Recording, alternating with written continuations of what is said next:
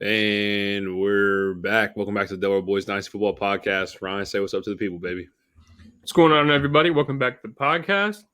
Today, we're going to continue to go through our divisions. Today, we're doing Steven's favorite division. We're doing the AFC North. We're talking, of course, Steelers, Bengals, Browns, Ravens. Who we like, who we don't like. And at the end, wrap it up who we think is going to win it all from the division. Steven, you want to kick things off over there? Well, it's just the AFC North, baby. It's the best division in football. Best division. Best division in football. Yeah. That. It always has been, always will be. It's always fun, man. I do want to say that before we get started. Just before we get started. We are going on a Monday night. Everybody normally knows we go on a Tuesday. Yep. But we're here on Monday. So, Brian, care to share what we're doing here? Oh, yeah. We're going live on Monday, maybe the first time ever for this podcast. And all because my ass is going on vacation in New York. I'm having Steven driving down to Philly. So today you get a special little Monday stream because I'll be on vacation from here till Saturday. But right back next week, the regular Tuesdays, and we're going to keep rolling like that. All right. So let's jump into it, man. AFC North. This division, this is the most exciting this division's been in a long time. I mean, ever since Big Ben left in 2021, this is a Steelers team that I'm very excited about. But you know what? I'm going to save them for a little bit. It's all good. Let's hop into the reigning AFC North champions. Let's talk about the Who Dey Bengals. Who Dey? Who Dey? Who Dey? As we know, a lot of firepower.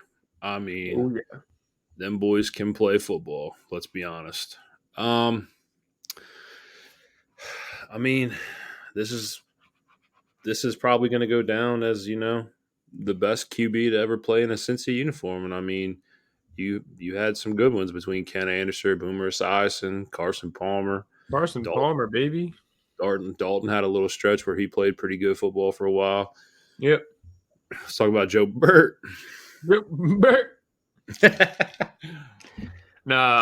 Joey Ice Cold, whatever you want to call him. I don't know. He's ice cold, man. I know. It'll be top 7 for sure this year. I have higher than that, but I mean, if you want to play a modest top 7, I don't know what you want to go as high as, but ride the top 5, baby. Ride the top 5. Ride the top 5, baby.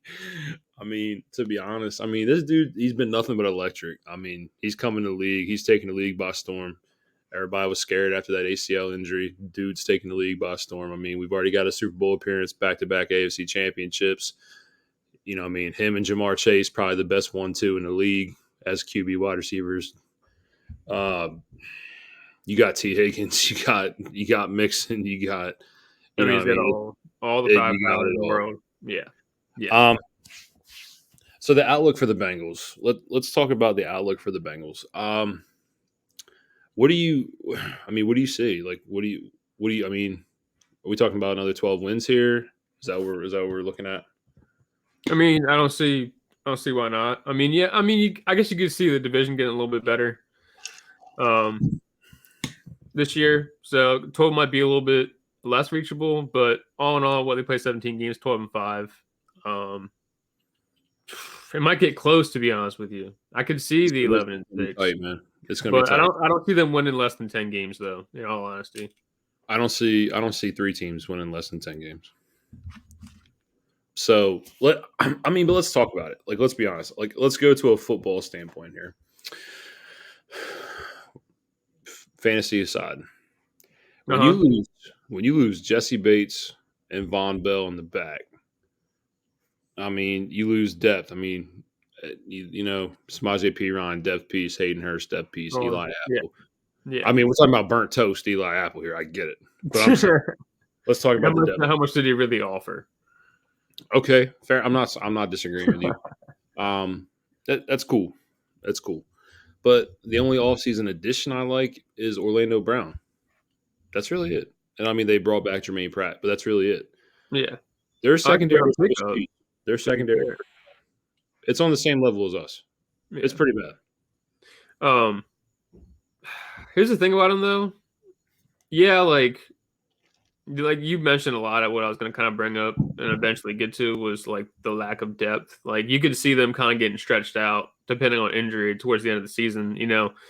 18 weeks is a long time for these guys. These nagging injuries come here and there. You kind of hope that these guys don't kind of get chopped down towards the end of the season. But other than that, I mean, I don't think they'll be all full go. No, and the only thing is this is I don't I don't think that the Bengals don't deserve to be in the conversation to be the favorite here. Personally, I'm going to give you a sneak preview. They are not my choice to win the AFC North this year. Ooh. Um, to be fair, when it comes to this, if there's any team in the division that's going to be top 3 in scoring, it's this one. Oh, for This sure. is the for sure automatic bet. Um, That's the what. best thing, you know what I mean? Like you bring, dude, Zach Taylor, he's done wonders with Joe Burrow. Wonders. I Mhm. mean, they're a combination. They're a solid combination. I mean, dude, you got Chase on the outside, Higgins on the outside, Tyler Boyd in the slot, Joe Mixon in the backfield. We'll see what the rookie Chase Brown can do. You bring in Irv Smith if he can play 17 games. He's more athletic than Hayden Hurst, guy like that. Yeah. You bring in you bring in your left tackle. You get Orlando Brown. I mean, they may not be able to stop many people. Their No. secondary is No. awful, Yeah. but they're going to put up a lot of points. Well, that's the thing. That's why the Bengals offense is so valuable in football, especially this year, because they lost a good amount of defensive players. Um, it's just like they're going to put up what probably. I mean, they can get close to 30 points a game this year. Absolutely. Just what they have because they're going to be playing a lot of shootout games. They play these tough opponents. I mean, they're going to have to keep up because I mean, like you said, defense is a little spotty. I'm from a fantasy standpoint, I love the Bengals offense. I'll give Yeah. me all of it. Yeah. You recently wrote an article about the how you're not drafting T Higgins at ADP. But that doesn't mean you don't like T Higgins. I mean, correct? Can we stand on that? Can we give a little insight on that as well? Oh, we're talking like real life football. Just in general. I mean, like Higgins.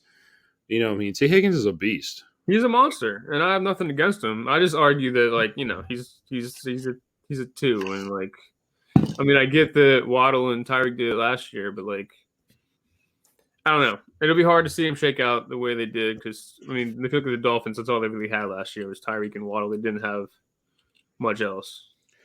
The only thing is, man, is like injuries haven't really played into his benefit either. I mean, last 2 years missed 3 games, and then you could say he started the Ravens game. He played 10 snaps Yeah, in the first Ravens game. Let's be honest here.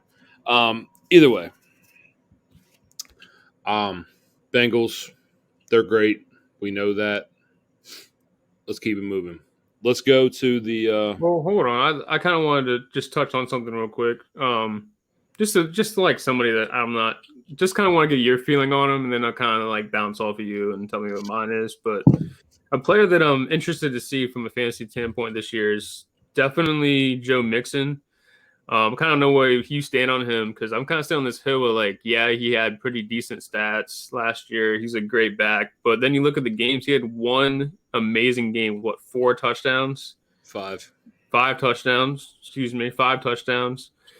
Like, what do you like? What do you expect out of Jim Mixon this season? Do you think he could be a top So, 12 guy, or is he going to fall outside of that number?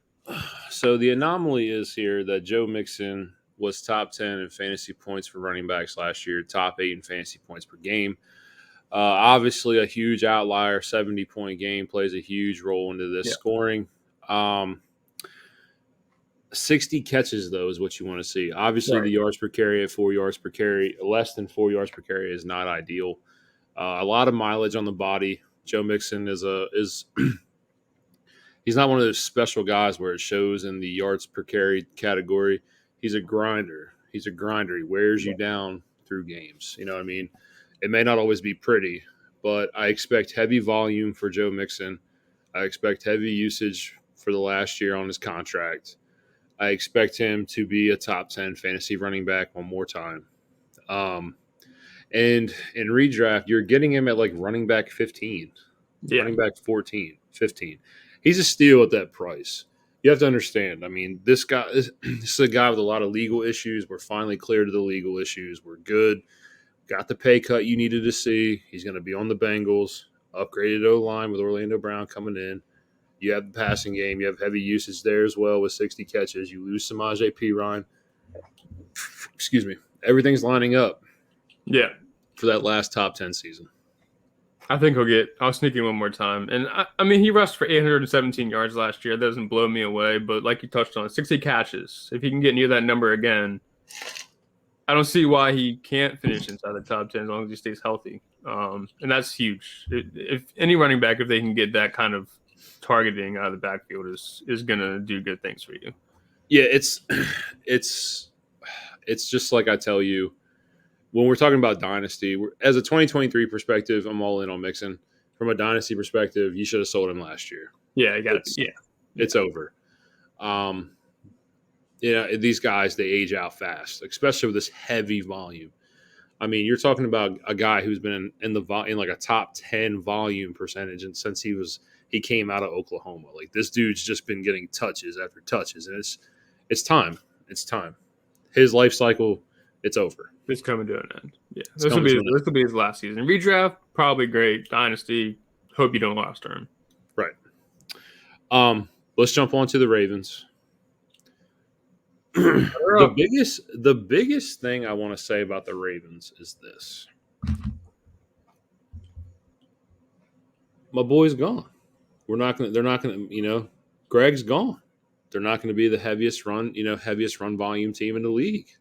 They weren't last year. For the last 4 years. They weren't, but they were top 3. So let's look at it from this perspective. Todd Monken. Heavy passing offensive coordinator.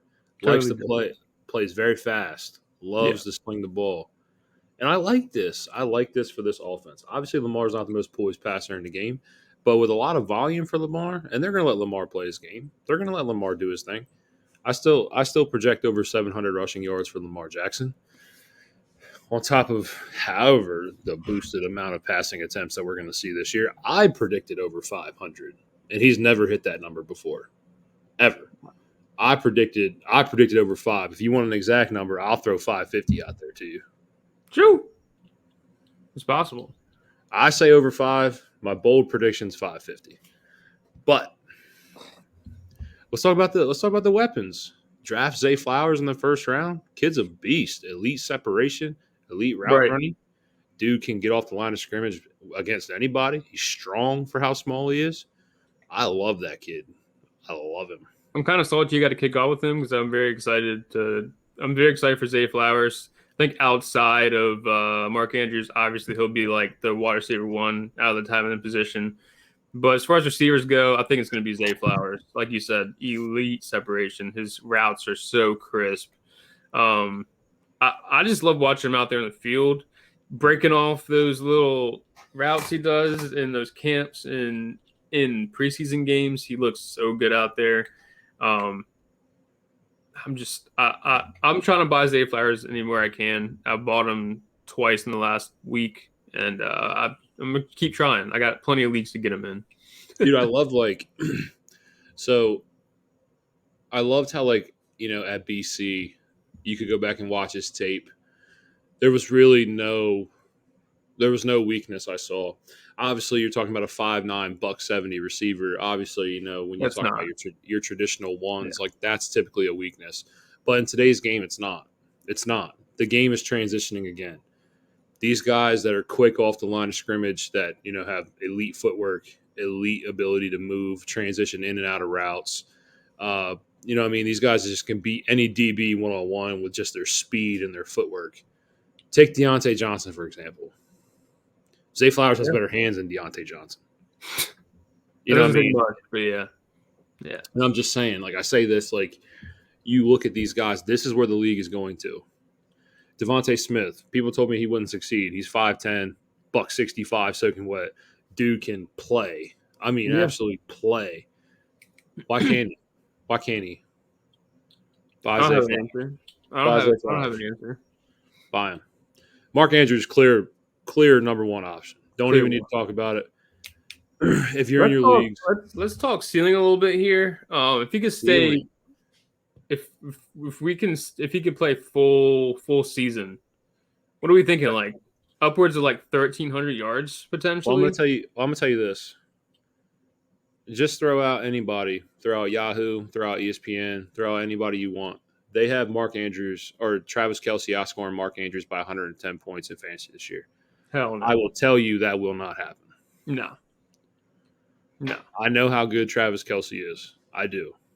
But if they're going to throw the ball like this, yes. Yes. Mark Andrews is Lamar Jackson's Travis Kelce. That's who this is. I mean, yeah, That's he who really this is. is, bro. No, I mean, I absolutely. mean, It's just you're looking at a severe separation in pass volume from different teams. But yeah, they very much will have that similar connection as Mahomes. it's the same connection. Obviously, Yeah, I'm not saying Lamar is Pat Mahomes. I'm not saying Mark Andrews is as good as Travis Kelce. That's right. just what it is. Ceiling. That's a tough question because touchdowns are a fluky number to predict. But the best season Mark's ever had was 107 catches for 1,360 yards. If we get that, you can't ask anything more. I mean, we're talking about Right. what in 2017, 2018 we saw George Kittle go for over 1,500. I mean, how often does that happen for a tight end? You know what I mean? Right. If I had to put a solid number on it, I'll put it. I'm gonna go bold. I'm gonna go 1,100 1,100 for in Andrews. 17 games.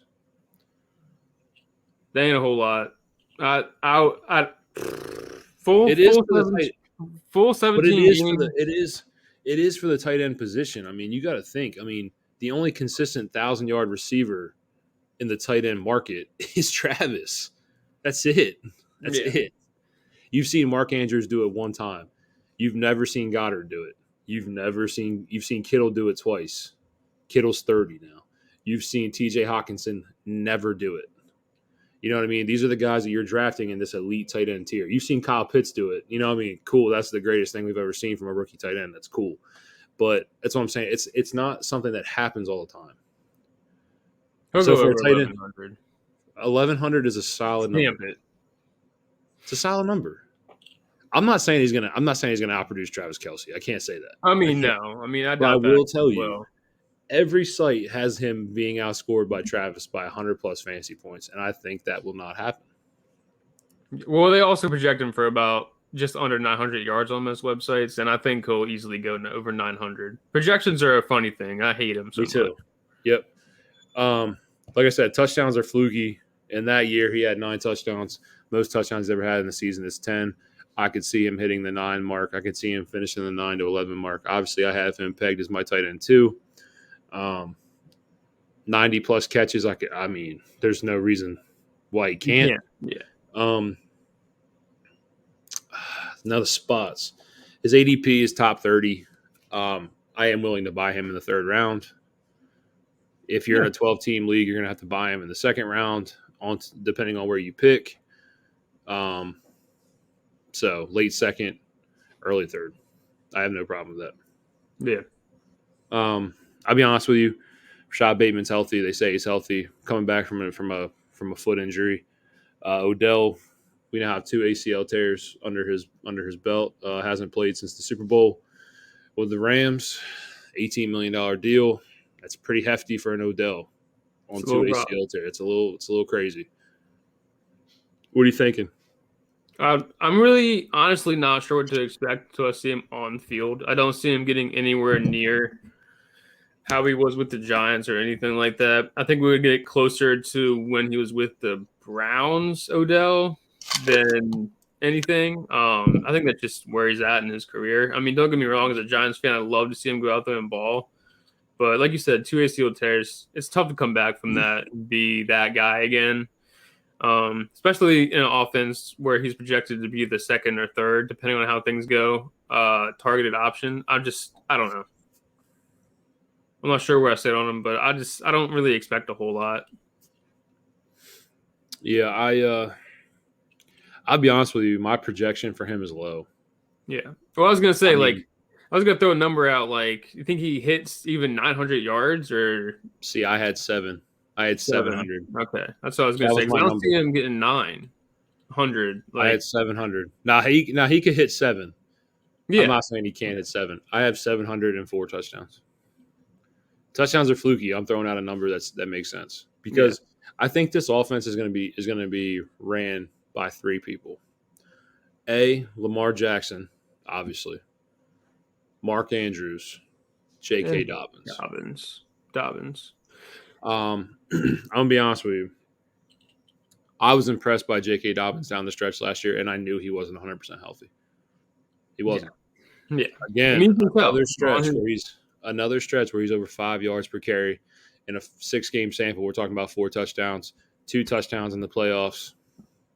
What more do you want? This dude's going at Yeah, running back 19 in redraft. I mean, that's obviously a great buy if you can guarantee a full season. But what's so scary with him is we've yet to see that. Um, and you're right, though. He is a very explosive runner. I mean, you look at his tape from last year when he came back from his injury. Throughout the season, he kind of progressed on, but you see these runs where he's breaking them out, and then he gets like 40 yards into his run, and you kind of see him kind of like holding up a little bit, like his knees bothering him. I think he could shake some of that this year, and you can see some really big plays out of J.K. Dobbins.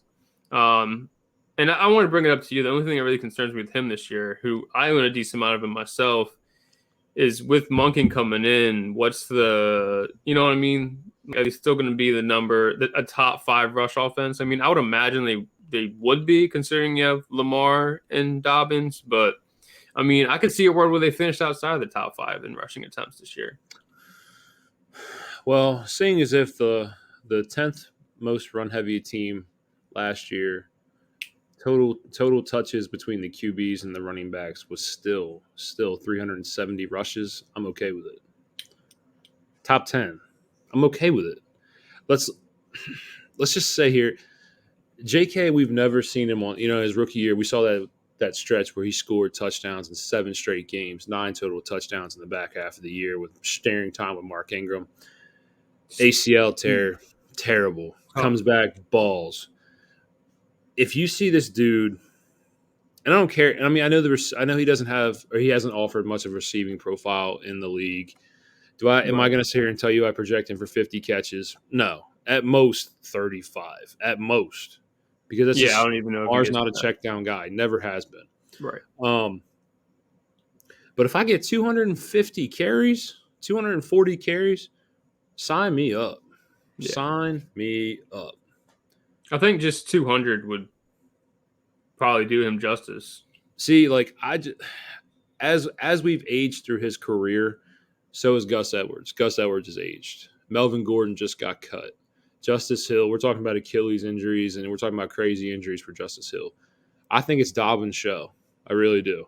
I think if Gus Edwards spells him in a game, it might be for 6 carries. Nothing crazy now. You know what I mean? Like, this isn't the same Gus Edwards 3 years ago where the dude was getting 12 carries a game. No, I don't think you're going to see that. I see J.K. Dobbins sitting around 16 to 18 touches a game. And that's not unrealistic. That's about standard for what it was. I mean, for perspective, Kenneth Walker, it's a completely different, but Kenneth Walker averaged about 17 yards per carry. 17 touches a game. Yeah. Yeah, sorry, my Yeah, bad. I apologize. But yeah. 17 yards per carry. 17 Holy yards shit. per carry. My bad. Yeah, 17 carries per game. My bad. So, I mean, I think 17, 18 range per game isn't unrealistic for Dobbins, especially given. Yep. And I mean, it also depends, too. I mean, like, they didn't lose a whole lot on the defensive side of the ball. Marcus Peters, obviously. Now, I will tell you, Marlon Humphrey is hurt to start the year. So they bring in Rocky Sin. I mean, just their secondary isn't what it was. I mean, obviously Marcus Williams in the backfield. Kyle Hamilton should play an increased role this year at the hybrid safety position. You got Queen and Roquan in the middle. I'll be honest with you. when I'm talking about their secondary and their middle linebacker to linebacker situation, and that they are the best in that area in this division. For sure. Obviously, the Ravens in a long time, in a stretch, haven't produced a high sack total. They're not that kind of team. They don't get consistent pressure to the QB. But otherwise, I mean, I think they're a sneaky good defense. They're an underrated defense. Um, yeah, I don't see why they're going to be in a lot of close games. Yeah. I mean, I'm actually I think their defense kind of like I get like the corner's a little bit spotty. Once Marlon Humphreys gets back, they don't change everything, but I expect Hamilton to take a step this year, especially given where they drafted him, seeing that uptick in position. You had Roquan last year, who's electric on defense. Patrick Queen. I mean, you have these guys that can get the job done to stop top tier offenses, especially once you get Humphreys back. I mean, given Humphreys is a big part of that. But I mean, I think they're going to be a sneaky good defense this year. yeah, same. I think they're underrated. They finished outside of the top 15 for total defense last year. You know what I mean? Like you trade Chuck Clark. Unfortunately, he goes down with an ACL tearing in training camp. But it's Kyle Hamilton's time, man. You know what I mean? I was so pissed off when the Ravens got him. He's an electric safety. He's a stud. He's going to be great next to Marcus Williams. That's going to be an electric safety duo. Wow. Yeah, it's crazy. But enough about those assholes. Hey, let's get into it. Let's get into it, baby. Steelers time? Steelers time. Steelers time. All right. Where do you want to start, man? Where do you want to start? So I think with any team, especially like the Steelers with their new reign after Ben Roethlisberger, I think the first big question for me comes with Kenny Pickett. Looks pretty good this preseason, but last year you only see 7 touchdowns, 9 interceptions.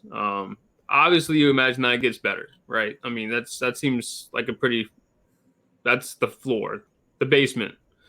What do you really expect out of him as a Steelers fan coming into this year? I mean, you talk about the bad, right? You talk about the 7 to 9 touchdown interception ratio. You talk about the really rough start he had throughout the beginning of the year. But we're not talking about the end of the year. We're not talking about the 4 game winning drives. We're not talking about only one of those interceptions came into the last 7 games of the year. We're not talking about, him fourth quarter comebacks. You know what I mean? Like, there's a lot of things that people want to write this script about Kenny Pickett when the growth was shown. 4 or 3 of those turnovers came in the Jets game alone. That was his first ever start. We're talking about 9 picks. Yeah. 3 of them come in the Jets game. Like, you know what I mean? Like, okay, write the script. Let's look at the second half. Like I said, 4 fourth quarter comebacks. 1 at M&T Bank. In the bank. Wow. Phenomenal. Yeah. You're officially a Steeler when you beat the Ravens in the bank. You're a Steeler. You know what I mean? And like people are still not understanding that he played behind the 28th ranked offensive line last year. Yep. That's awful. Yes, he's mobile. Yes, he can elude, he can evade. But it doesn't matter when you have consistent pressure in your face. That's tough to beat. Mm-hmm. Snap in and snap out. Was Matt Canada very dry last year, very plain with his play calling? Yes. Did he open up any of the playbook for this kid? No. No, he did not. Would you say that offense was Canada dry? Canada dry, yes. Canada dry. But, okay, so let's look forward to year 2. Let's go into year 2. Pro Bowl offensive guard Isaac Seumalo comes from the Eagles, comes over to the Steelers. Left tackle, Broderick Jones is drafted. Kendrick Green is traded to the Houston Texans. Thank God. Thank you, Jesus. I never want to watch him play center ever again. Darnell, the mountain man. Hey, if you run 2 tight end sets and you're running behind a 2 tight end set, dear God, that dude, he might be the best blocker in this draft. Straight up. And Paris Johnson, he's great. Johnson included. He might be the best blocker in this draft. No question. I think it's absolutely insane that you can have. I mean, you guys upgrade your O-line, obviously. And then you bring in Washington, who can just stand that edge for Najee or pull a block for Pickett and pull it off. Like that's like insane. Right. If you can pick up like a And, linebacker that's rushing or whatever it may be, it right. changes so much. And I'm not discounting his receiving profile because he is good. He is very Right. good. He runs a 4.5. You know what I mean? He's a very athletic guy for being 6'8", 270. Like, I have nothing against that, but I'm just the biggest part of his game is his blocking. He's a beast. Yeah. And like you said, like Najee wasn't healthy. Obviously a Liz Frank injury to start the year. That's rough. Second half of the year, look at the difference. 3.7 yards per carry for Najee in the first half, only 58 rushing yards per game. Flip the script. 4.7, 85.5 rushing yards, over 95 scrimmage yards a game for Najee. And all of his touchdowns, except for one, came in the second half of the year. Except for one. Wrong? Wrong? No, yeah. I mean, you're right. And the reason I lay out that platform for you to let you have your spiel for Pickett is like you you said, it's tough. It's a rookie, 28th best O line in the game. That's terrible. That's not a situation you want to put your rookie in, especially for someone who's trying to adjust from week one as an NFL starter, kind of just getting thrown in there.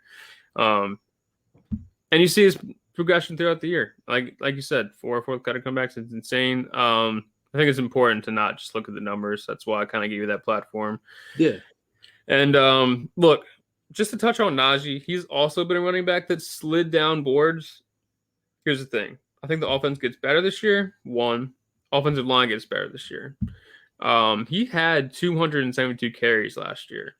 I don't really see that number getting much lower. With a Liz Frank injury. With Please Liz Frank injury. Still got 1,000 yards. So I think we're talking about a running back here who can really get you that great value at ADP, especially in like a bleak running back situation that most people are not really targeting him. I think Najee could be a bright spot this year.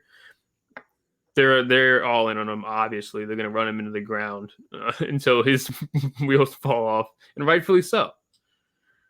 17th in like schedule rating as well, or flip the number. 17th easiest schedule this year. The schedule is not crazy. Again, we haven't talked about Freiermuth. We haven't talked about Deontay. We haven't talked about my red flag planet, George Pickens. They're so no, not a red flag. We don't plant red flags. No, I'm talking about my flag, my fantasy, my guy flag. Plant that motherfucker. It's George Pickens. Straight up. I mean, we're both high on Pickens. I mean, you look at it. He was targeted 3 times. That's it. They didn't play much. They didn't. All the offensive starters didn't play much. 3 times, 24 yards per catch. You saw the 35-yard grab in the Falcons game. You saw that. Yeah, and that's not an uncommon thing for him either. It's not a common thing. It's not an uncommon thing. This dude, body control, elite. Catch radius, elite.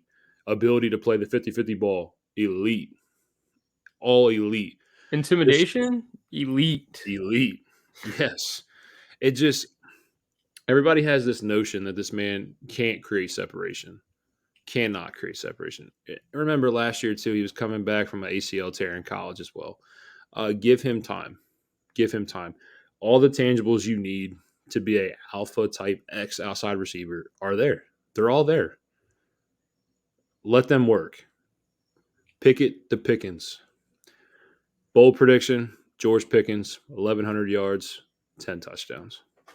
Woo! I was with you on the 1,100 until you said 12 touchdowns. 10. 10 touchdowns. Sorry, 10 touchdowns.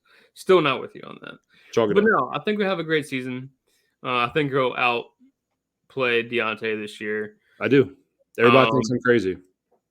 But here's the big question. Between Pat and Deontay, you think they kind of sit around the same targets, or do you see that big separation between Deontay? I don't know, man. I mean, you got to think too, Deontay has led our team in targets the last 3 years. 3 years of over 140 targets or more. highest being with Ben at 160 plus. I don't see a world where Deontay's target volume drops below 120. And Pat grew to 98 targets last year. Yeah. It's hard, man, because I think, like I said, I think Pickens becomes more involved. Yeah. Obviously, Deontay is going to be involved. Freiermuth being his security blanket, a huge red zone threat. Bringing Allen Robinson as well, another red zone big body. I mean, are you asking me if Freiermuth's going to go over 98 targets next year? I mean, I guess like the big thing is like who's going to be the one that really falls off this year? Like, is it Freiermuth that has that plummet from 98 targets, or is it Deontay?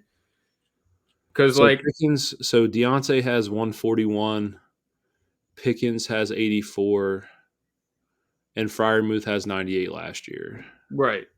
I can't remember Najee's off the top of my head. I want to say 75 Targets. Hold on. Yeah, You keep talking. I'm gonna look that up for you. it just comes to it. So like, I expect Kenny to have to throw the ball over 500 times next year as well. I think he has that confidence in him. I could see a world where nobody's numbers drastically fall off. I could see a world where Pickens goes for 125 targets. I see a world where Deontay goes for $130. I see a world where Freiermuth goes for 100 as well.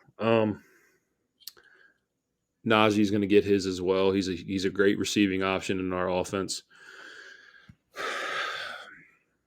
I mean, I'm just saying it's got to be somebody. If we I had think to pick one, if I had to pick one, it'd be Pat. Pat, okay, It'd be Pat. And just for reference, Najee had 53 targets last year at the backfield, so not way less than I thought, to be honest with you. Yeah, I'd have to say Pat. I'd have to say Pat. Pat, I'm sadly with you. I love Pat. I've been kind of like, well, early on in the year, I was kind of preaching to him as like a receiver that's gonna, or excuse me, a tight end that'll like make a push for like the elite tight end like prospects that you want. As much as I hate to say it, I think it'll be Pat that kind of sees the shit end of the stick, for lack of better words. I don't think it's necessarily it has to happen. I don't think it has to happen. Yeah. I think Pat can see 90 plus targets. I really do. But I also am going to tell you, I know we're a run first team. We're looking to run the ball. We're looking to establish the run. But I still see Kenny throwing the ball 500 times. I mean, you're talking about getting a full 17 game workload. You're talking about the passing volume increases in the second half of the year. I think Kenny had 6 games where he threw the ball 40 times or more. I mean, you remember that? Remember that off the top of my head. Yeah. I think it was 6 where he threw the ball 40 times or more. It's not going to surprise me to hear that. I think you do see a good amount of passing attempts out of him, especially in this division. I mean, the Browns, Steelers, Ravens, I think you play them 6 times a year. They're going to be a lot of high-scoring games. Kenny's going to be throwing the ball. So I think 500, just like for Lamar that we're talking about, is not unrealistic for Kenny Pickett. Yeah. Let's jump into the last team. Let's jump into Cleveland here. It was rough for Deshaun Watson coming back. It was rough. Real rough. Oh my God, rough. was it rough, dude? Real rough. I'll be honest with you, man. If I have to bank on it, this is my 4th best team in the division. Bottom tier, the Browns. Yep. Last place. Yep. Wow. Now, here's my concern with the Browns, and like I said, with the Steelers, obviously it all starts with the quarterback, Deshaun Watson. We've seen him play at elite level. I mean, he was top 5 quarterback for what, 3 straight seasons. Yeah, and he would have been if he didn't tear his ACL his rookie year too. Yeah. electric football player. And then all these allegations happen. He comes back. I mean, a lot of people were banking on him, drafting him late in drafts for him to come back and be back to himself. And we saw the exact opposite of that. He looked abysmal some games, out of tune with the game. He looked very, very rusty. I don't know. I can't really put any type of faith in Deshaun Watson until I could see it happen. So I guess right now it's not hard to disagree with you that they might be the worst team in this division. I mean, so let's be fair. Nick Chubb, obviously the best running back option in the division. Baller. Yeah, they top 5 O-line. I mean, they're always good there. They always are established up front. That's what Stefanski wants to do. On the outside, they have weapons. I mean, Amari Cooper was a top 10 wide receiver last year.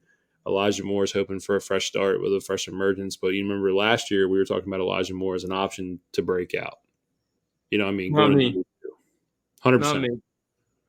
I was big on Elijah Moore going into year 2. I'm a big fan of Cedric Tillman coming in. Big fan. Yeah, baby. Another athletic tight end and Njoku. You know what I mean? Like, the pieces are there. The pieces are there. No, I mean, he's got the offense. It But comes you see back. what I got him last year. Right. But we're also talking about a guy who hadn't seen the field in 2 years. Yeah. That's So, also is it rust? Maybe.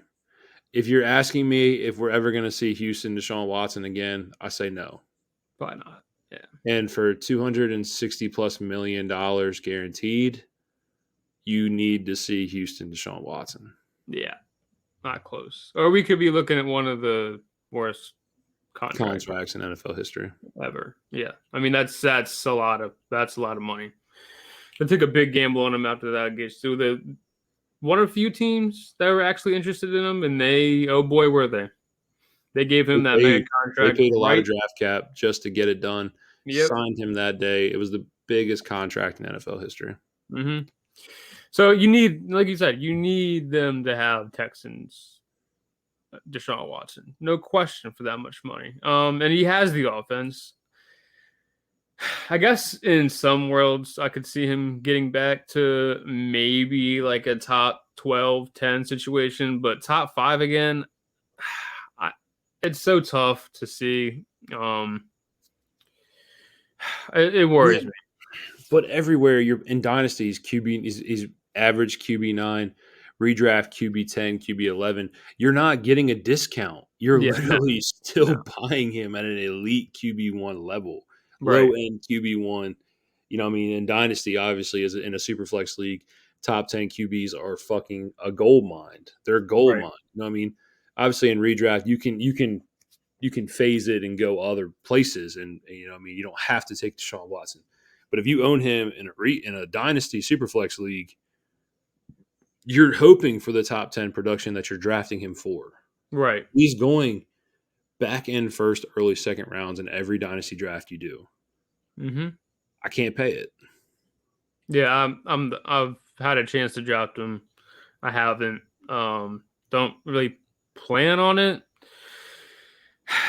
I don't know. But let's go into something a little bit of positive that we could see this season.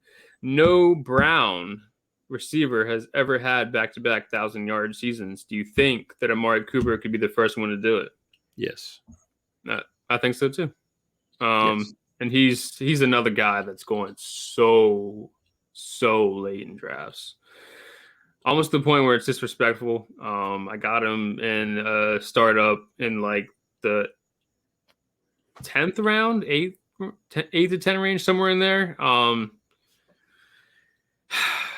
mean, I don't see how he doesn't get that 1,000. I mean, he's gonna have to be that guy, especially for me. I mean, you like Elijah Moore. I'm not like, I don't love the guy. I think Tillman can beat him out for that spot, if I'm being honest with you.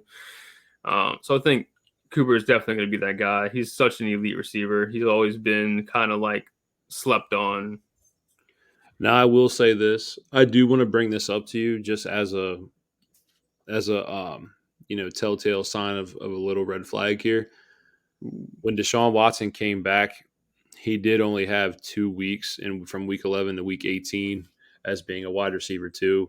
Other than that, wide receiver 30 or lower.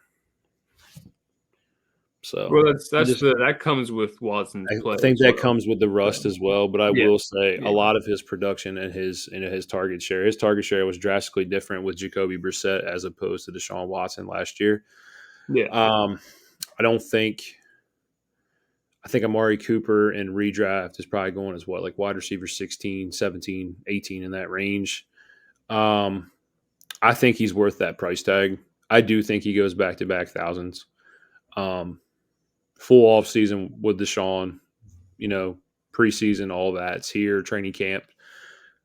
He's always had that one guy. He's always obviously we're talking about DeAndre Hopkins as opposed to Amari Cooper. I get it, but Amari Cooper's also was an elite receiver coming out of college himself. You know, multiple thousand yards in the league. Very solid guy. Yeah.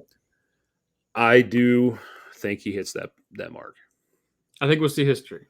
Get a little bright spot on this whole thing. Now, top 10 wide receiver again. I don't know. We'll see.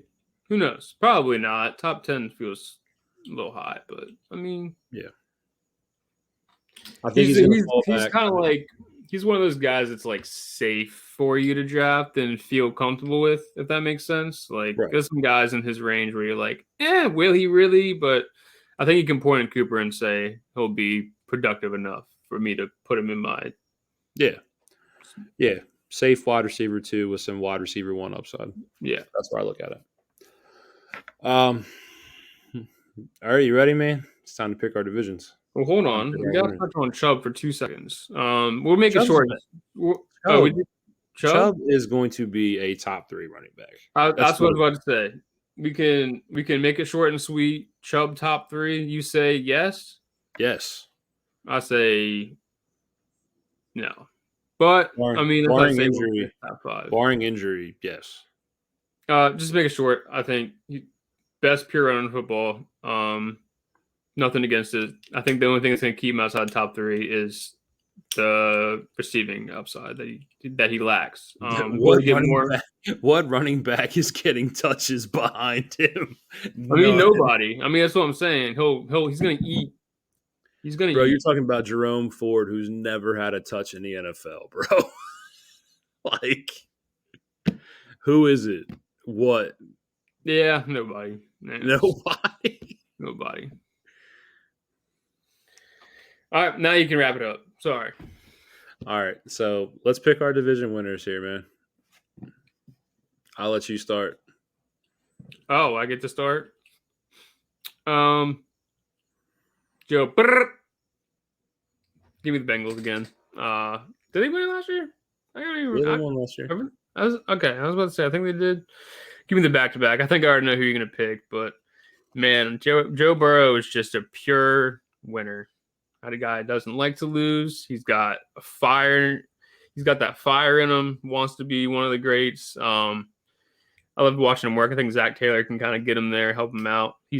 I think, in my opinion, he's came a long way as a coach. He kind of sputtered at first, but he's came along. And I just like the offense. Defense, but like I said previously, I think they're capable of putting up 30 points a game when they need to. Well, I will say this.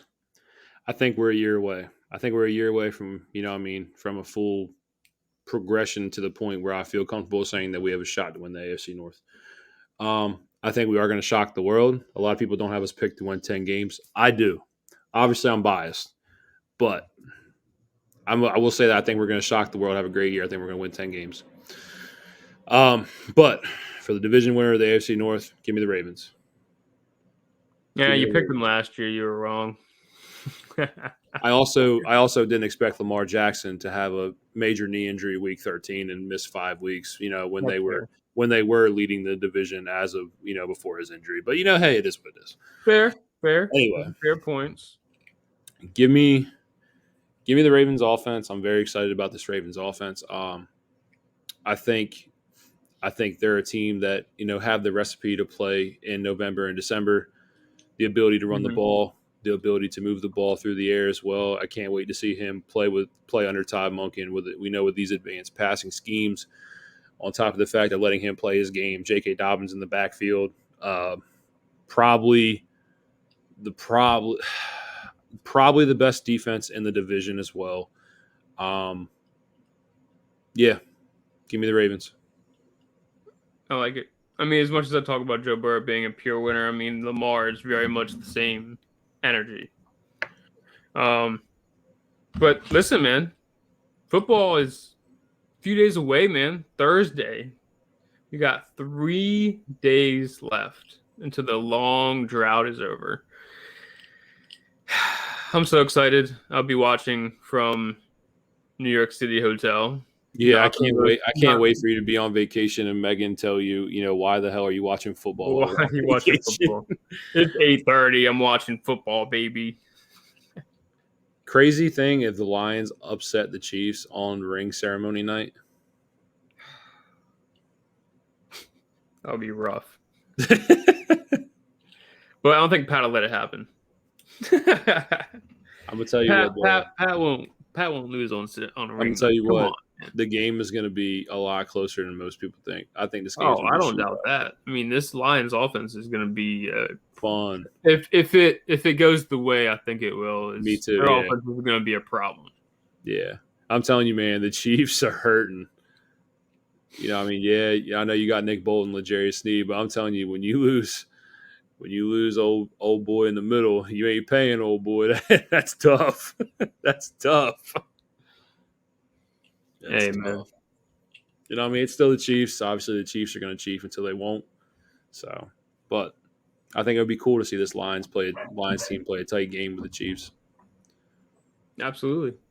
Bring it on, baby. I'm so fucking pumped. I can't wait. Me too. So, but on that note, enjoy your vacation, buddy. You've been on more vacations in the last year than I've been on my 5 years married and living in my house. So, but enjoy your vacation. We want to get the podcast in for you guys. So we just want to, I just want to thank RPO and YARDSPER. As always, you guys are the platform. You provide this platform. We appreciate you. Ryan, anything you want to say before we get out of here? Yeah, absolutely. Once again, I'm going to give a quick shout out to YARDSPER. Appreciate them. They're growing pretty well. They hit 20,000 on that rookie video. We just want to congratulate him for that. And then over on the RPO side of things, we're all ramping up for the season. We're going to have weekly articles coming out. Me and Steve are going to be covering waiver wire additions for the offense. We'll have everything down the line from prop bets for your gambling addiction to IDP ads of the week, the whole 9 yards. Don't forget about RPO football. They're a great platform, especially for IDP. Yep. Also, remember, every week we will post our picks on stream. Okay, so let's do that now. Obviously, you have the Chiefs winning this game. Start off for our Thursday night game. Obviously, you have the Chiefs winning this game. Yeah, I'll take the Chiefs. I'm going to take the Chiefs as well. Obviously, ring ceremony night. I don't expect Pat to lose. I just think it's going to be a better game than most think. Yep. And we will be posting. We won't obviously post our picks for Sunday and Monday. Here, we're going to post them on Twitter like we did last year.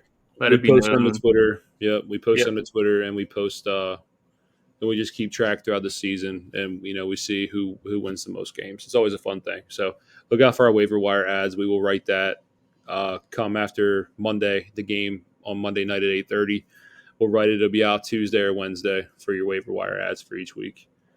On that note, Brian, anything else you got? Thank you to the people, baby. Glad you're here. Appreciate the support. And we're out.